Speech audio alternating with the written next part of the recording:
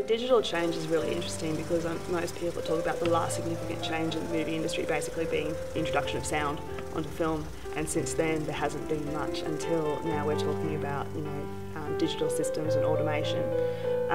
So 35mm celluloid's quite nostalgic, I think, in a lot of ways. It's quite a romantic notion. I think the images that we all see where you actually have that projector and the film running through in that tactile sort of sense is sort of part of the magic of the movie industry and movie going.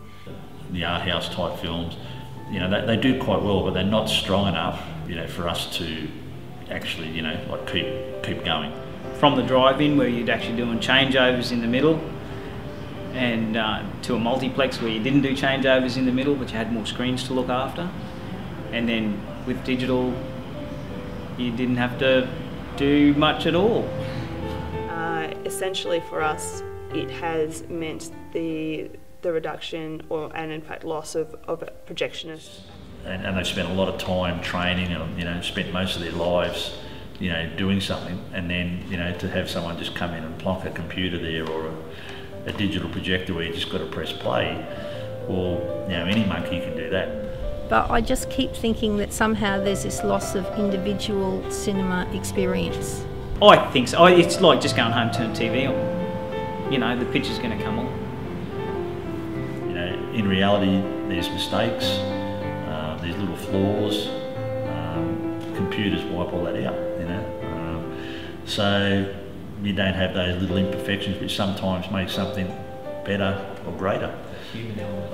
Yeah, the human elements, yeah. You've lost that, the grain in the film, you get the scratches in it, you get that saying, right, that's being projected. There's actually a downside that I think isn't being addressed, is that where's all those small films from 1930 and 1940 that are never going to be able to play on digital cinemas? Being 35mm, you had to be careful with it, you had to look after it, but with digital you just don't touch it, there's nothing there, it's virtual.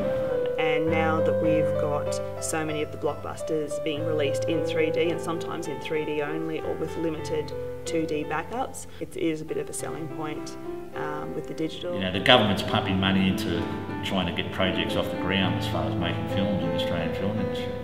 But where are they going to screen them? We screen them. We ran practically every small Australian film that's been brought out in the last 10 years. We would have run 80% of them, But where are they going to screen them now? Because the multiplexes aren't going to run them, because they don't take enough, they're not big hits at the box office.